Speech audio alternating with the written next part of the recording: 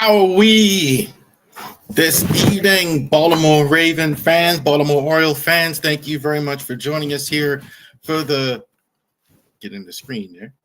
Raven Sports Podcast for fans like me. Like and subscribe to everything that we're doing, all of our social media content, which is increasing. So I want to thank you for that. Thank all of you that have watched, participated, watched our stream, shared our stuff. Thank you.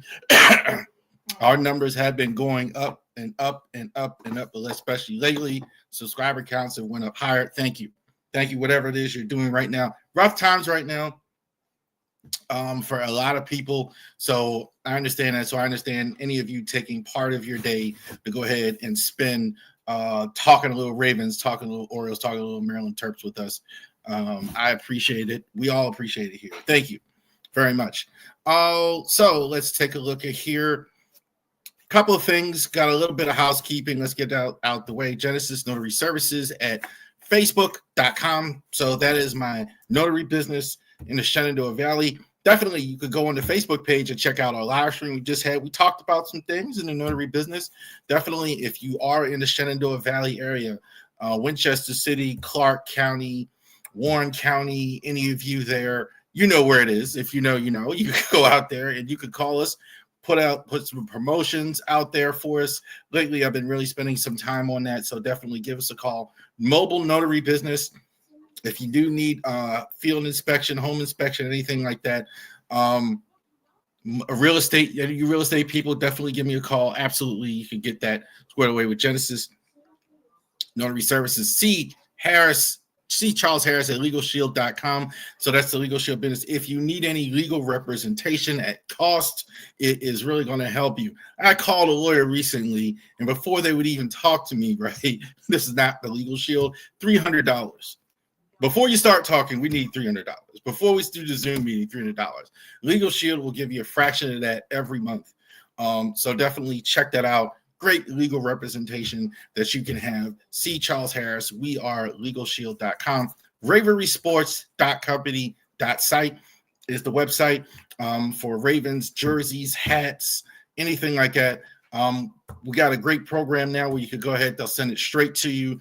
Valentine's Day maybe is coming up here. If you want to go ahead and surprise that person in your life with a Ravens jersey or Orioles jersey or Orioles hats or anything like that, they're on the website. You could go ahead and buy. App is, I'm not going to announce the date for the app yet, but it's coming here real shortly. So we're still working on it and getting that squared away for you. All right, a lot to get to this week here. Still in the offseason, you nerds out here. If you're watching this here, there's no Ravens going on. There's no Orioles going on. So you are into the offseason stuff, which is what we're going to do today. Of course, we're going to talk about Justin Tucker. I thought I'd start with Tucker, but I'm not going to start with Tucker. We're going to do what we were going to do. We're going to talk about the Ravens team needs. So last week we talked about the Baltimore Ravens in terms of who's a free agent coming up on the team. So we're going to get to the draft and all that other stuff, mock draft. But what do we need on the Baltimore Ravens in 2025? So what are the things that the team needs to do going forward after the loss in the playoffs. Now, I will say, this is our next season is going to be our 4th season covering the Ravens. I would say not as much as it's been in recent years, because I think they've addressed some things. They did not obviously win the Super Bowl. They've addressed some things, but not you don't have to have now this great receiver. You got Zay Flowers establishing himself. You don't have to have this great running back because you got Derrick Henry establish himself. So there are some things they have shored up, and they have guys under contract. Next year, 2026, going to be a much, much different in terms of free agency, but there still are needs to win because you didn't win the whole thing. You're still trying to win it. So what do you actually need on the team actually going forward in 2025? So this is the things I'm sorry. First, we're going to talk about what we need. Let's talk about what you don't need, right? So in what's already in the refrigerator, can't imagine that they're signing a running back in the drafts or in free agency. They maybe have, if it's not the best running back room in the NFL, it's one of them. Same at tight end, unless there's a move made. And I don't think there's going to be a move made at tight end. I think they're going to keep all 3 of their tight ends. They may ask for some help on the cap with Andrews, but I think they're going to be good there at tight end. Center, I think is going to be a position of need. Not a position in need. I think Linderbaum is only a matter of time before they give him the extension. He's going to be their center. I think he's going to be their centerpiece offensive lineman. And nose tackle, you got several guys. Pierce, I think, really, really established himself. Travis Jones, Matt Abuke's inside. You can move him to nose tackle. So I don't think those are the positions they're going to be looking at. These positions are needs, but maybe not needs. Maybe there's things that they're looking at here going forward. I think the number one thing that possibly could happen is a backup quarterback. I don't think you can go another season with Josh Jones as the quarterback. Inside linebacker, Trent Simpson didn't play as well as they had hoped, was kind of benched, relegated to special teams role. So I don't know what's going to happen there with Trent Simpson. Kicker. Yeah. I think a kicker gets drafted regardless with all the issues with Justin Tucker. It's possible with the season he had, they may draft the kicker. We don't know. They may bring Tucker back for another season. We just don't know yet. So that's why it's in the possible. Safety, I think I have that on the other list there as well, but I had it for there before. Fullback, I think it really depends on what happens with Ricard. I think Ricard is a free agent. I do think he'll be back, but it's possible that they could have him. And defensive end, I think more of a depth piece. I don't think they need any starters or they're looking at anybody starting. I don't think. But Brent Urban isn't getting any younger as far as the backups. They may be looking for some depth there. Wouldn't shock me if they were signing, but not big me. Safety, I got on the wrong list there, so bear with me. These are the needs in 5 as far as the order of what you need. Outside linebacker. So what's already here? Daffy Owe, Kyle Van Noy, David Ajabo, Adisa Isaac, Tavius Robinson. Not as big as need as we thought. Edge rush. Daffy Owe and Kyle Van Noy had 10-plus sacks, both of them. So they're going to start in 2025. I'd be shocked. Daffy Owe, question is, are you going to extend him? He did get they did pick up the 5th-year option at a very good price. So it's like $15 million. Is he going to be worth $20 million going forward? That's going to be the thing. This is why they may look at it now and see. The younger guys have not done anything as they had hoped. Tavius Robinson played a little bit towards the end of the year, played in the playoffs, got some snaps, but we're still not really sure. You didn't get hardly anything because of injuries. Again, David Ajabo, Adisa Isaac really didn't play at all last year. So we still don't know what that is. Definitely depth is needed here. And Van Noy, as good as he was last year, I think he's going to be 34, 35. So definitely you're looking at that. So Van Noy, free agent. I think he's a free agent too after next year, so as well. In addition to be 35. So it'll be interesting to see after next year. So this is not maybe as an immediate need right now, but this is definitely something, a depth piece, injuries. A little worried about the depth, though. Because Isaac, again, Ajabo, Robinson, not much there at all. And the rest of those guys there are other guys maybe in the mix, but they didn't get a lot there. So interesting to see there. Safety as well. Again, maybe the best safety in the entire NFL. Kyle Hamilton is on there, so you're not, obviously, that's not it. They want him to retire a Raven. They want Kyle Hamilton to go ahead and retire as a Baltimore Raven. Most likely, Darius Washington stepped up and got the starting job next year. Last year, sorry. Darius Washington went ahead and wins the starting job in 2025. Last season, 2024 rather. So he wins the starting job, got it from Marcus Williams. I think there wasn't a bigger move on the roster. Actually getting a Darius in the starting lineup. You can go ahead. In the starting lineup, Marcus Williams, I think you might as well call him an ex-Raven. No way, no chance, no way in the world he comes back. Already he's restructured his contract to release him, so he's definitely all but gone. Two guys I think with potential. I think it's going to tell something how much they do here. How do they feel about Sesame Kane and Bo Braid? Didn't play a lot, played on special teams. Both were low draft picks, made the team. I like what I saw from those guys, even though they're not ready to start. But are they ready to be backups? How do the Ravens feel, EDC, John Harbaugh, and those guys feel about having these guys with a bigger role in 2025? It is possible. We're going to find out, though, in the draft if they go ahead and draft a player or if they draft a free agent. Interesting, I think, to see. That's why I don't have that higher. I don't know how they feel about those guys. He did at the end of the year presser say he was excited to possibly get a safety if he can get one.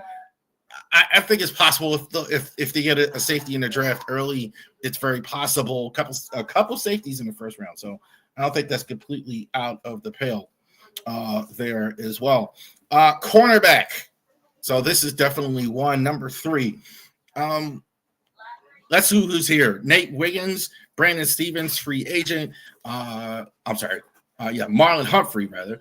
Brandon Stevens, free agent. Nate Wiggins, rookie last year, going into a second year. Arthur Millette, I think he's under contract. I have him on the graphic. There's free agent. I think he is one more year on his deal. Travion Mullen, TJ Tampion, Justin Armour Davis. We know for a fact Marlon Humphrey and Wiggins are going to be your starters next year, no question about it. I think there's no question about that. I do think they're going to have to bring in some depth pieces. I didn't have enough room on the graphic to have Tre'Davious White. He's a free agent as well, so keep that in mind in the mix. I had to leave him. I didn't want to get it small enough, in my opinion, because there's so many people. But that's definitely something that they're going to have to look at as well. There's help needed outside of Wiggins and Marlon Humphrey here. So definitely I think this is going to be something they're going to look at very high in the draft. It is possible they could take a guy number 1 again. That wouldn't shock me. I don't know if they're going to do that. They tend to want to stay away from signing big dollars at this position in free agency, historically. Marlon Humphrey, homegrown. A lot of these guys, homegrown. Possibly they can get a trade or they'll look at a veteran, but I think they're going to go in the draft. Justin Armour Davis, okay-ish. I mean, he's had some good camps, but we just got to keep him healthy on the field. TJ Tampa, you can kind of put him in the same category with Jesus Isaac.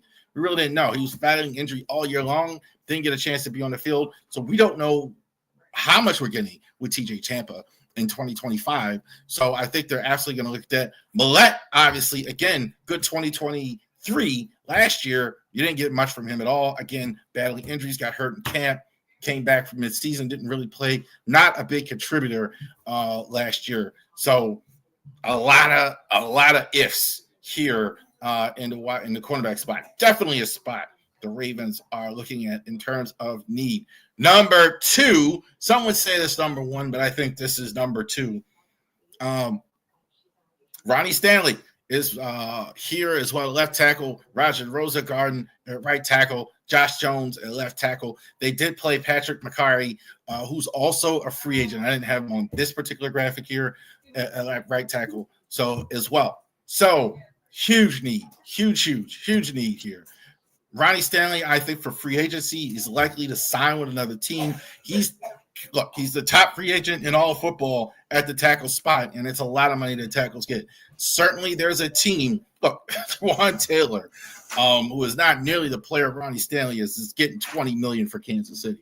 So surely Ronnie Stanley is going to look elsewhere, I think. So this is going to be a huge need. Roger Rosengarten, I think, had a very good rookie season. I think he was the only one, I think, that lived up to his full potential as a rookie. He can play the left side. That's very important. He's played the left side most of his college career. He's starting out in the NFL at right tackle, but I think they have a lot of confidence that he can play left tackle. Interesting to see, though. I think it's going to depend on what happens in the draft and free agency. I think if they can get a left tackle or somebody to play right tackle, I think they have no problem moving him. But I don't think they have no problem leaving him either. I think Rosengarten, I think, was the bright spot. Josh Jones is their death piece. I think it's possible that Josh Jones comes back on some kind of easy deal there, something where right before camp or a while, I don't think it's a big priority. You'll see depth pieces there, like late in the, right around April, they'll start signing tackles, right before, right after the draft or something like that. You'll see some tackles here. So that'll be interesting as well. The number one need is the guard spot. I think it's definitely more than tackle. I think the offensive line definitely has a lot of issues as well. Certainly free agency production as well. Makari, I think, is free agent at left guard last season. Daniel Falele, yeah. Ben Cleveland and Andrew Voorhees. So a major overhaul, I think, at these two spots.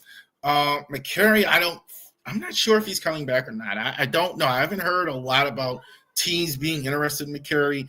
I don't know if the market for him is great as well. I'm not sure. I'm thinking that he's going to not be here. My thought process is that somebody else out there is looking at a guy. There's a lot of teams that really need offensive line. It's such premium right now with all the money teams are spending on quarterbacks. So it'd be interesting to see that premium position there, that teams on quarterbacks. Andrew Voorhees is one there as well. Is interesting.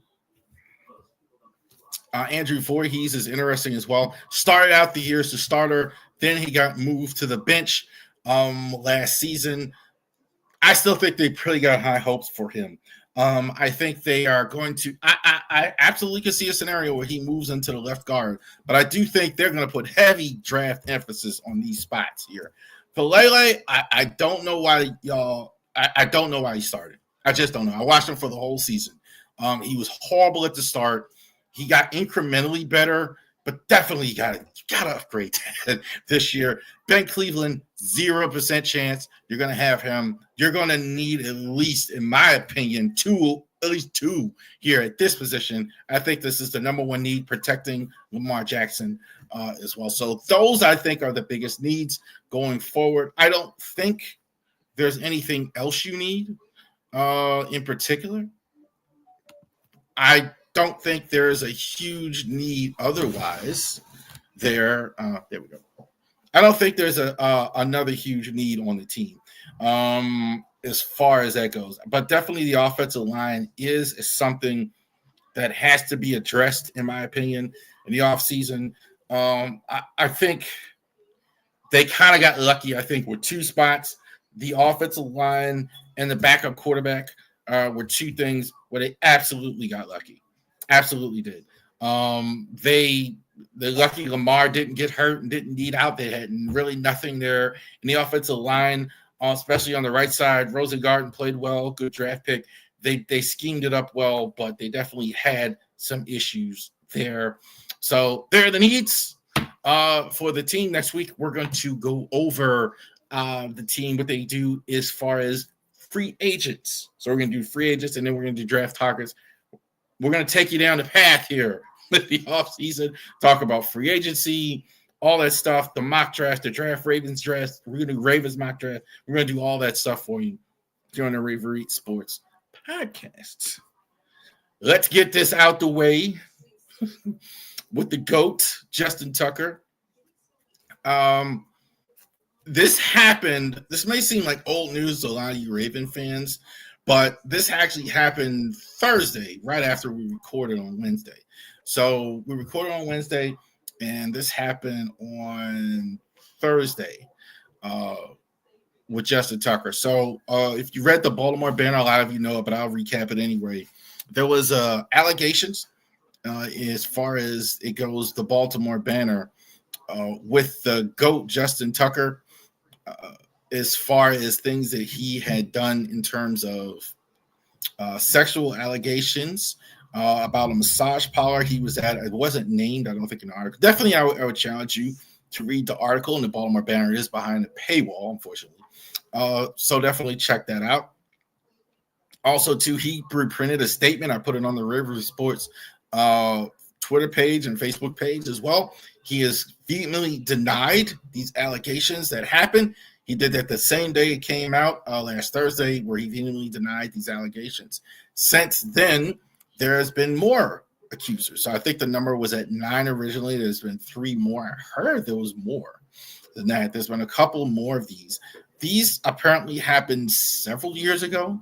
I think the timeline is 2015, where Justin Tucker was accused of sexual assault.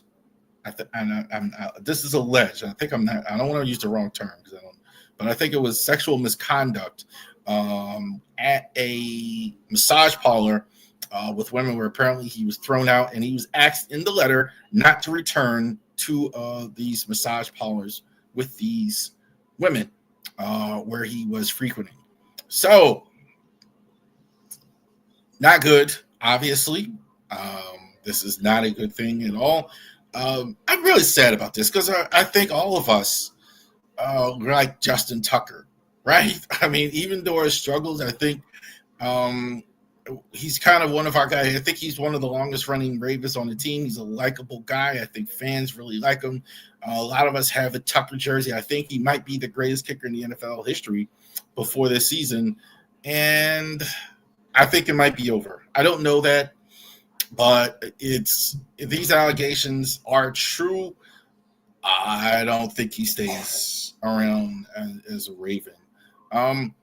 Obviously, there's no place for this. There's no place for anyone doing anything to women. There's no place for touching women or making them feel inappropriate or anything at all like that. And it's unfortunate that he's out here doing these things, if that is true, which we don't know for sure. But it's unfortunate the Ravens have to deal with this. It's unfortunate that the fans, all the young people, especially that like Justin Tucker, have to deal with that. It's unfortunate for everyone involved that they have to go ahead and deal with this type of stuff here. So it's uncalled for. Obviously, when you have these type of issues, and so it's unfortunate that we have that here. I don't have a lot more than that, except we're just hoping that this isn't true, that this is unfounded, that there was a mistake, and we can move on with the GOAT. If this is true, and we don't know that it is, I don't think he's going to be around as a Baltimore Raven. Let's hope he can get out. I'm sure there will be legal issues, lawsuits, and all this stuff as well, and they'll be drafting a kicker. So best to everyone involved here with that. Hopefully this isn't true. Let's hope for that. I'm going to hope for the best with that, with Tucker going forward. Doesn't look good though. I don't think that's correct. I don't know, but that's a lot of detail in that Baltimore Banner. There's a lot of detail coming out. I'm not going to go into what I heard behind the scenes either, so I don't know that to be true either. So again, we will see what happens with the GOAT Justin Tucker there as well. Okay, I want to do a segment here that I haven't done before on the channel. I definitely want to do something here that I haven't done before. and talk about the channel, which is not something I often do, but there have been some changes, and I do want to go ahead and go into it a little bit about the changes that I've looked that are going on. So, Raven Sports Podcast, I want to say, is an endeavor that I started a couple years ago. You know, a couple years ago, I was the job I was in for so many years. Things that weren't going as well as I had hoped. You know, things weren't going as well as I had hoped at the time, and I really started to think about what I wanted to do, what I wanted my life to look like without that. You know, I've been at the grind for so many years, and I thought about like, okay, so what am I going to do? I'm getting older. I'm not 21 by any stretch, and so what I wanted my life to look like. So I said I'm going to start some businesses, right? And you hear me talk at the beginning of the show, like Genesis Notary Services, Harris Legal Shield, Raven Sports. That's just what I want to be doing as I get older. I want to be doing things that mean something to me, helping the community I care about, helping things, doing things that I want to do, and I can serve people and help and be part of the community as well. So what does that have to do with the channel now? So the channel is growing now exponentially. It's growing a little bit now. So when you see the channel, we are doing some things now that we haven't been doing because we are growing and changing, and you're looking at it. So let's talk about these guys here. And I should have put.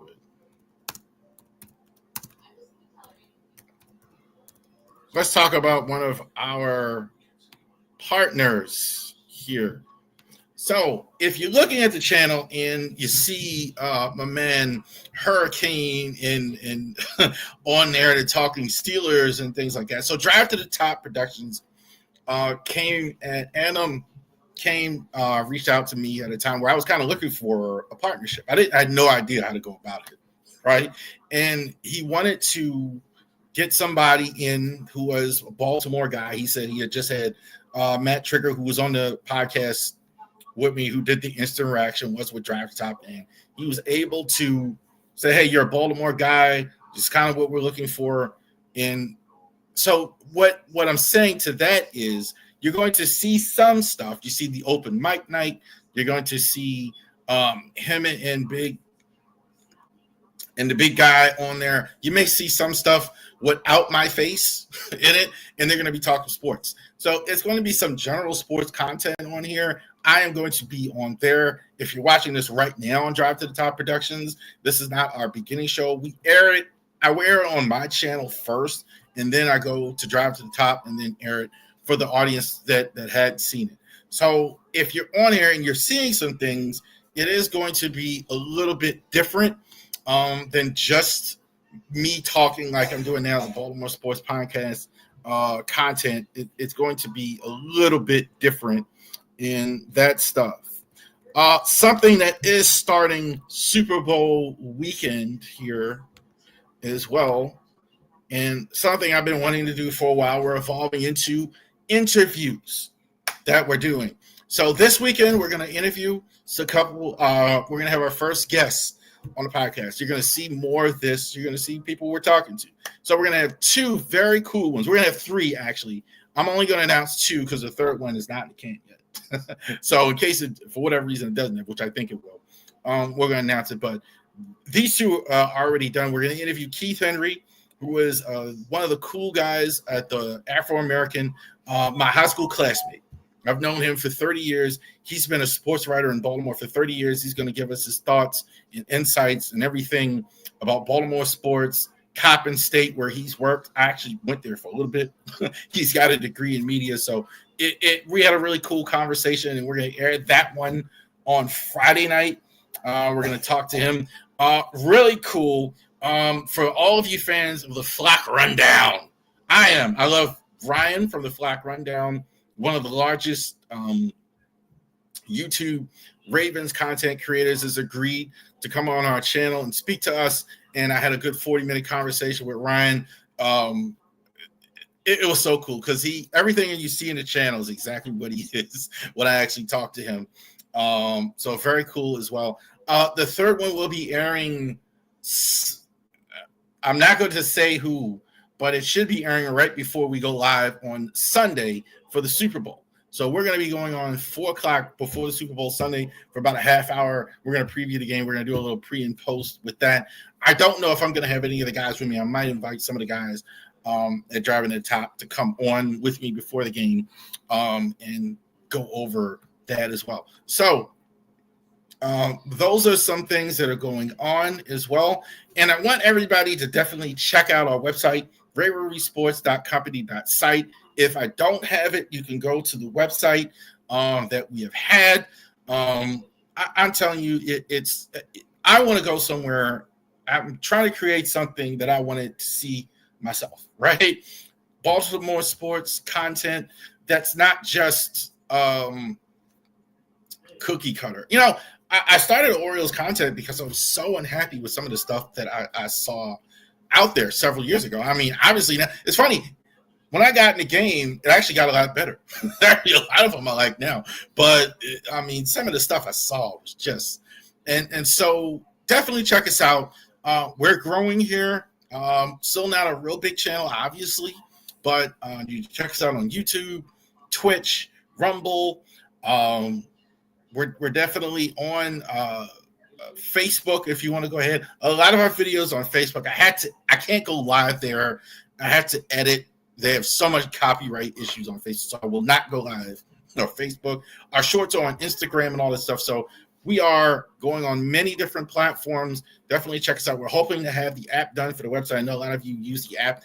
A lot of you aren't old heads like me who still use laptop for everything. So we'll definitely check that out as well. So thank all of you for joining in. I don't think I've ever done a segment about the channel. So I definitely wanted to explain it, everything that's going on with us here at the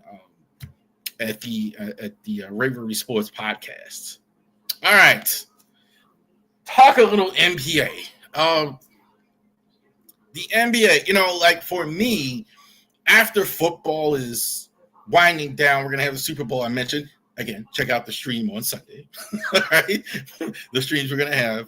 But I kind of start, this is kind of the start for me and a lot of it was the NBA. Watch the NBA on opening night, watch it on Christmas Day, and then now we really get my eyes all the way open to like NBA games in college, with the start of the after football, after the AFC, after the championship game's over. Now it's time for the NBA. And boy, what a start we're getting. Luka Doncic was traded to the Los Angeles Lakers. Let's go ahead and get the whole trade here. To the trade. So Luka Doncic was traded to the Los Angeles Lakers for a couple other players. And AD, Anthony Davis, was traded to the Dallas Mavericks as well. So that is what happened there. This is probably some are arguing this is the biggest trade in the history of the NBA. I don't know if it's the biggest trade in the league history. It's certainly the biggest what the H trade ever. I can't remember being more shocked by a trade ever. Like this was on a scale. I put it on a scale of 1 to 10. This is 30. I think that's being modest. We were shocked. Everybody said, well, Shams must have been hacked like when we saw the trade. I've been a Laker fan my entire life. So I'm thrilled. You're getting the guy last year. People are saying, well, he's 2, 3. This guy was the best player in the league last season. No question about it. He took that team, Dallas, which I don't think was a really good team outside of Kyrie Irving, all the way to the finals. So I think Luka Doncic is fantastic. I am in shock that the Mavs aren't getting killed worse for this. I don't want to go conspiracy theory. I did watch a couple things about the situation with the casino they're trying to build in Dallas to go ahead and get a casino built because the people that own it now are casino owners. They're trying to get a casino built in Dallas. So maybe they don't want the team to be too good so they can threaten to go to Las Vegas, or maybe they want to go to Las Vegas to do that. I'm giving that credit. It's a rumor. I don't know. But I'm giving that credence because it's got to be something that's not like you don't possibly think that this is a good trade for you if you're the Mavericks. Got to be something past basketball. Got to be. Mark Cuban was not in charge anymore. That was one of my first thoughts. No way he signed off on that. No way. No chance in the world that Mark Cuban is in charge and this is his money and he's going to let them. No, he's not going to do that. Absolutely not. They said Jason Kidd didn't know. I don't buy that at all. I think Nico Harrison, the GM of the Dallas Mavericks, is just trying to protect him. They're trying to go with that. You kind of see that with EDC and Harbaugh sometimes. He kind of, well, I don't know what's going on. He kind of, yeah, come on, man. He's not crazy enough to do a crazy move like this without the coach and the owner signing off. That's just not going to happen. They're not going to allow it. They're going to, or if he can get it through, they're going to fire him and then be mad with him. So they all knew, in my opinion, what was going on. So I'm also shocked to hear anybody that's getting paid to talk basketball to say that this is better for the Mavericks in the short term. Are you kidding? No, it's not. Not at all. Not having Luka Doncic is not good for your team. AD, I think, is an overrated player. I think he's a decent player, but he's not a Luka Doncic. Doncic is a player, a top of the league player, top of the food chain, international, outstanding player. Spare me with the conditioning and all that. That's just, you're trying to justify whatever reason it is. I don't know if this is true about the casino and all that other stuff. It's clear they didn't want to pay him the Supermax. Very clear. That I think that or whatever else is going on with the casino and the threat and all that other stuff that's the reason why this is happening as well. For the Lakers, for my Los Angeles Lakers, I think it's a good move. Obviously, I think this is what they want in a lot of ways. They can move on from LeBron James a little bit. This is the first time in LeBron James' basketball life. He's not it. He's not the best. You got to sit in the back here a little bit. Interesting to see how that dynamic plays out as well. But this is good for the Lakers, who have actually been decent this year as well. I don't know if this by themselves win the championship. They're going to need a big from somewhere. But look, when you got LeBron James and Luka Doncic on the team, figure it out. Figure it out. I don't think it'll be interesting to see if LeBron is willing to have the mentality of, I'm not the guy, I'm not the main guy. It'll be interesting to see if he's willing to do that. But that'll be interesting to see. But it's not good for the Mavs. It's not good for the Mavs. No universe. This is good for Dallas in that sense. Here's what is good. And let's go ahead and turn this on here real quick. We are the champions, my friend. Not quite the champions, but finally, Terps are in the top 18. So congratulations to Kevin Willard, Derek Queen, and the rest of the guys at the Maryland Terps. So well-deserved getting in the top 25. We went over the games last week as well. The big win, 3 huge wins right in a row there is what did it. Winning the game in Indiana, winning the game Illinois, winning the game Wisconsin. This is absolutely a team that could play with anybody, a top 18 team. Next game is tomorrow. If you're watching this, I want to say, with the Ohio State Buckeyes, that's going to happen as well. Sunday, Rutgers is coming in to play against Maryland. Check Rutgers out if you haven't seen them. As good as Derek Queen is, you're going to have, I think, Ace Bailey and Dylan Harper, 2 outstanding freshmen for them. They haven't won as many games, maybe, but these are 2 guys that are going to go early in the draft. So definitely they're worth watching. To go ahead and check that out as well if you haven't seen them yet. Oh, not that segment. There we go. Top 10 as we march towards opening day. We're going to do this all the way up until opening day as well. And we're doing a segment. And I think this one here is what they say the coup de grace. The best, whatever that means. Coup de grace means it's really good there. The best, I think the best position in all of baseball. I think that without question, I think there isn't any. You have the most talented players at any position in the league now at shortstop. So it was hard. I left some guys off. I think that are good players as well. It may be a little bit of a surprise to some people in some spots. I don't think it's cut and dry either. Who was number one? But I think this was. But you look at a lot of these guys. These are the best. These are the best 10 players in each position, and it's interesting to see. I think overall, as far as talent in baseball, Darby Swanson for the Cubs. I like Darby Swanson. I think he's very good defensively. I think he's only understated because of all the talent that teams have around the league. Darby, I think, was he as good last year as he's been? Stat-wise, no. 16, 242. I think he had like 16 RBIs. I'm sorry, 16 home runs, etc. But I still like him. I think you can see a little bit more from him, but I'm still putting him in the top 10. I think he'll bounce back definitely with Kyle Tucker and some more help in the lineup.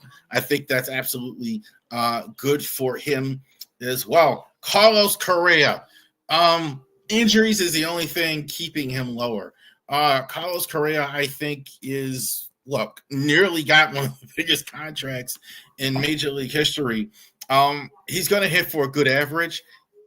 We know that. He's going to give you a solid defense. We know that. But can he give you enough games to really get into that echelon as well? He keeps missing a lot of games.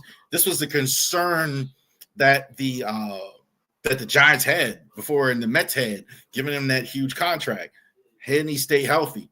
But I think he's fantastic. I think Correa, is one of the reasons why the Twins, if they make the playoffs, will make the playoffs. Carlos Correa, number 8. All right. I see De La Cruz. I think you gotta pump the brakes a bit on De La Cruz. I think some of the stuff I've seen him at number 1, best short. I'm not there yet. Not there yet. Good second half of the season last year. No question about it. He had 259. I think he had 25 home runs, 76 RBIs. So good second half of the season for De La Cruz. And definitely the talent is there. He's going to steal a lot of bases, which I love. I think he's a great defensive player. At times, I think it's a little more flashy than it is consistent. But I don't have him in the look. He's in the top 10, right? But I already see somebody in the comments saying, are you nuts for having him at 8?" But he's not. I can't put him any higher than 8. Although I agree with all the people. The sky's the limit. He can certainly prove me wrong and be much higher. Willie Adams, now of the Giants, really good last year as well. So he had 32 homers, over 100 RBIs. I thought he had a really, really good season. He's going now to a Giants team where he's going to have a chance to be the main contributor for them going forward. I like him. I don't know how much better he gets, how much higher the ceiling is. I think 6, 7.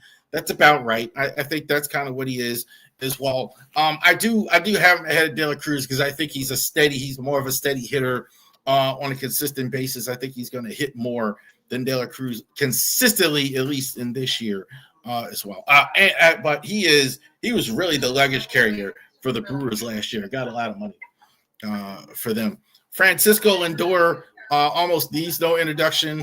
One of the super shortstops in the all of baseball as well. Lindor, 30 home runs over, of course. Great speed, great bat.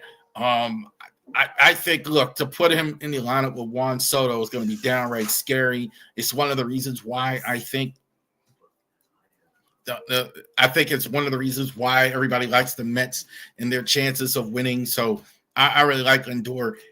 See some slow starts with him.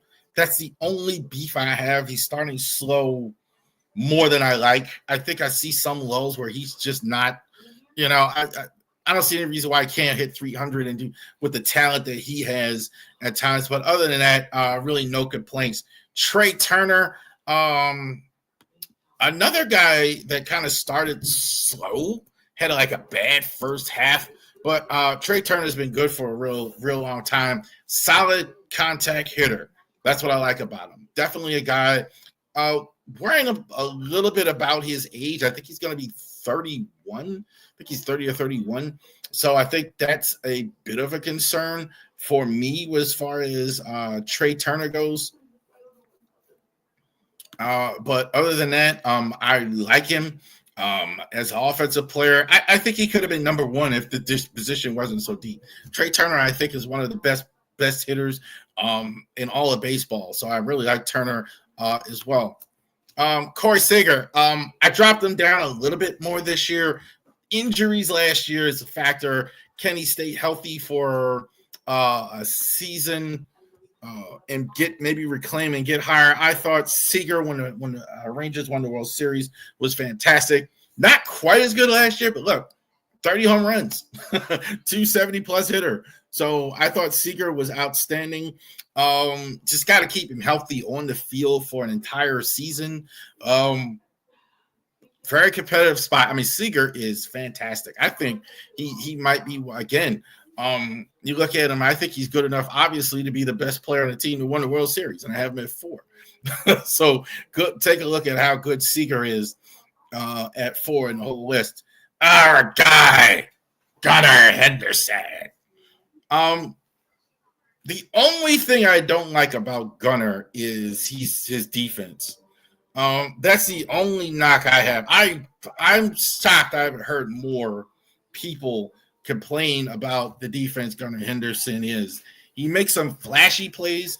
It's very Derek Jeter-like. He'll make some good defensive plays, and then he'll kind of mess up one or do something. Just need to be his glove, needs to be a little more consistent. I like to see him. We know what he's going to do offensively.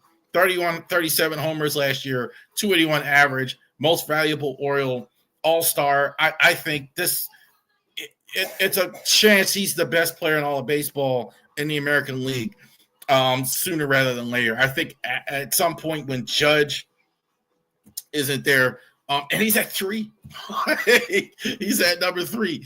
But I think Gunnar is that. But defense, I think, is the only reason why I even had him there, as great as he's been. Mookie Betts. Betts, I think, is going to the Hall of Fame at some point. I think he's still going. Injuries a bit kind of last year is a slight concern. Betts is going to be 33 at the end of next year. He's going to be 32, but he's a phenomenal hitter. 289, 19 home runs, 75 RBIs. No reason to think in that lineup, especially that they have with all that protection, that Mookie Betts isn't going to be one of the best players in all of baseball. Again, he always has been MVP candidate again. So Betts, I think, the number one. And actually, I will say I don't know if they're going to leave him at short all year. They're making a lot of moves, obviously, so they may move him into the outfield or second or whatever. But they're saying now, so we're going to leave him at shortstop, that he's going to start at shortstop for them. But number one is Bobby Witt. I think Bobby Witt last year, had it not been for the year that Judge had, I'd have certainly voted for him in MVP. There is no question about it. 32 home runs, led the league in triples, 332 average, 109 RBIs. I do like his defense. I think he's good on the field too. Witt, I think, was sensational all season. Witt, I think, might be the best player in the American League. You could say that about Henderson. You could say that about Witt. Tremendously stacked position, but I think the head of the table, not Roman Reigns, Bobby Witt, number one. There you go. So a stack position. Great players at shortstop. Top 10 list there. Some players, man, just got left out. But I think you saw it like Little League Baseball. Where did they put the best player? They put him at shortstop. You're definitely seeing some of the best era shortstop we've ever had in the history of baseball right now. Outstanding players there at shortstop. One more segment. Roster breakdown. Go ahead. Roster breakdown for the Baltimore Orioles. So next week, one of my favorite segments we're going to do, the last pretty much of the offseason, because we're about to start spring training here pretty soon. State of the franchise. But before we get to the state of the franchise, we're going to break down the roster about what's good, what's bad, what the expectations are of this Oriole team going into 2025. So who's the best players on that roster? So we're going to break these down into levels, somewhat like we do the tiers, but not exact. But what are the levers of the teams for the Orioles? So the elites, I have two elite players that we have. Gunnar Henderson, we just talked about him in the shortstop list. I think Gunnar, the sky is the limit. I mean, the only negative close that you have with Gunnar Henderson is I don't particularly love him at shortstop. I'd like to see him move to third base. It doesn't matter. He's going to get you 30 home runs, 100 RBIs, hit around 300. Fantastic hitter. I thought he was fantastic all last season. The sky's the limit for Gunnar. I'm going to put Felix Bautista there as well. The injury obviously is a concern, but I think before last we saw him, he was one of the better closers in all of baseball. I think I have no reason to think that that's going to change a lot going forward. Gunnar, I think, is going to be Felix, I think, is going to be a top closer again. They are going to start him slow, which I don't like hearing in spring training, but we will see how that goes. But I think Felix Bautista, I think anybody would like to have Felix Bautista as a closer. Elite play. So these are all-stars that we have, or potential all-stars. Adley Rutschman, Jordan Westburg, Zach Eflin, Grayson Rodriguez. Some of you may look at the last two as weird, but I'm going to put them there. I think Adley, I think, is no question about it. I don't have him in the elite category. Not quite. I think he might be the best shortstop, but I think he's dipped down a little bit. I don't have him with the top 15, 20 players in the league where you would put in the league or your top. He's maybe the top of his position, but I wouldn't put him that high yet. All-star, though, for sure. So is Jordan Westburg. I don't think there's any question about it. I think I love Jordan Westburg as a hitter. I think he's outstanding defensive player at second and third. I think he's better at second, but I think he's really good at both. Zach Eflin, I think, is going to go to an all-star game this year. Had he stay healthy, I thought he was a godsend last year. So will Grayson. Grayson has just got to stay healthy. But Grayson, I think, is for sure going to the all-star game. I think he's the future of the rotation. I think they're looking for him. The question with Grayson is, can he stay healthy for a whole season? That's the biggest concern with Grayson Rodriguez. These guys, I'm going to put the starters, solid starters category. I'm going to put Ryan Mounty there. I'm going to put Mounty there, Ryan Mountcastle. If he remains, Mets kind of stupid around, but I think if you keep him, you got a solid starter. Tyler O'Neill, for sure. No question about it. With the season he had last year in Boston, he's going to go ahead and pay big dividends. I believe it's going to be left field. I think it's going to be Tyler in left field like he was last year, and they're going to move Colton to right. I don't know that yet, but we'll see for sure when we start the season. But that's what I'm hearing here so far. Cedric, again, I'm going to put him as a solid starter. Great second half for Cedric. I think it was kind of underrated. But he's a solid starter. I wouldn't, no longer an all-star or anything like that, but a solid starter. Colton Cowser, I think, is a very good starter. Potential all-star, but I'm not putting him there yet. I think that's a little bit hyperbolic. Second year, I wouldn't put him in the all-star category for sure yet, but it's possible. Charlie Morton and Dean Kramer, decent starters. I think they're workhorses, decent starters. I think you're definitely going to get innings from those guys. Those guys have shown they're going to give innings as well. Solid starters as well. Some people might disagree with Kramer, but I put him in the solid category. I think for where he is a solid third, fourth starter. Role players. So I think these guys are going to give you something.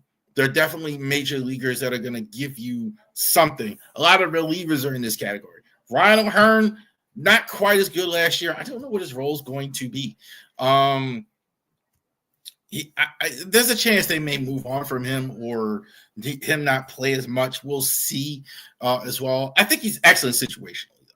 I think like he's one of these guys, I think he doesn't need to play every day. If he doesn't, he'll definitely be good spots. Gary Sanchez, Ramon Urias, Jorge Mateo, they're going to come off your bench. They know their jobs. Like they're vets as well. I don't like Urias as a bench player as much. He's actually good coming off the bench in terms of when he comes off the actual bench and plays. When he's not starting, he's decent there, but he's not decent. But what they keep doing is they're putting him in after he hasn't played in several days. He's got to play more or just come off the bench. Mateo, we don't know what his situation is. He should be healthy enough to go, but we know we're going to get a lot of stolen bases, great defense. The relievers, Sir Anthony Dominguez, Yadier Cano, Colano Perez, Greg Soto, Andrew Kittredge, and Keegan Aiken. The only one here, Kittredge, I was kind of tempted to put him in the other category, but he's a little bit older. As good as his stuff is, Dominguez, I'm not as high on him as some Oriole fans seems to be. Cano, not quite as good. Relievers are very volatile. It's kind of hard to put them in a solid every year, like unless you've really seen it or something like that over year after year after year. Put them in the role player category and the decent category as well. One more here, developing. So this is where we don't know what we're getting. Okay, guys should have a shot on the roster, but we don't know yet. Jackson Holiday, we're hoping for the best. Still, I think we're going to get a good Jackson Holiday. I think he's way too talented as well. I think in the future, I think he's going to be the shortstop. Heston Kjerstad, boy, I don't know, man. If they not sign O'Neill, I don't know how much he plays. I don't know where the room is for Kjerstad to really get a lot better, so I don't know what they're going to get. Daz Cameron, I think, is probably, to me, the favorite. They made a lot of moves for outfielders here. Too many to even go over. Then they've released guy. So I think Cameron, though, is the guy they're keeping, or he could be the guy they're keeping, but I don't know what they're getting. Sagano, I think he should be pretty good, but he's coming from Japan, hasn't pitched at all really in the U.S. We'll see here. I really like Sagano going forward. Suarez, I almost hate putting him here as good as he was last year, but he's an older guy. He's actually one of the oldest pitchers on the team, and I don't know what his role is going to be. Can we get another season like that? A little unsure. Not enough track record for me.